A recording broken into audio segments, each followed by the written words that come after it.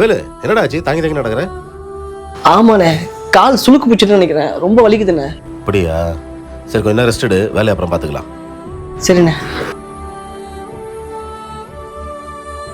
டே வேலு, உனக்கு கால் வலின்னு சொன்னல, அதான் மெடிக்கல் ஷாப் போயிட்டு மாத்திரையும் இந்த ஸ்ப்ரேவும் வாங்கிட்டு வந்திருக்கேன்டா. இந்த மாத்திரை போட்டு இந்த ஸ்ப்ரே அடிச்சா அடுத்து 2 மணி நேரத்தில் வெளியெல்லாம் போயிருமாண்டா. யோகா நல்ல காரியம் பண்ணியிருக்கடா. ரொம்ப பெயினாக இருக்குன்னு சொன்னா அவனுக்கு யூஸ்ஃபுல்லாக இருக்கும். இந்தா புடி, சரிடா. சாப்பிட்டு போட்டுக்கோ. பைத்தியம், கொஞ்சமாச்சும் அறிவு இருக்குதா உனக்கு? என்னாச்சுடா? நான் என்ன பண்ணேன்? இப்ப இந்த மாத்திரை மருந்து எதுக்கு வாங்கி வந்து கொடுத்த? உன் நல்லதுக்காக தான்டா வாங்கிட்டு வந்தேன்.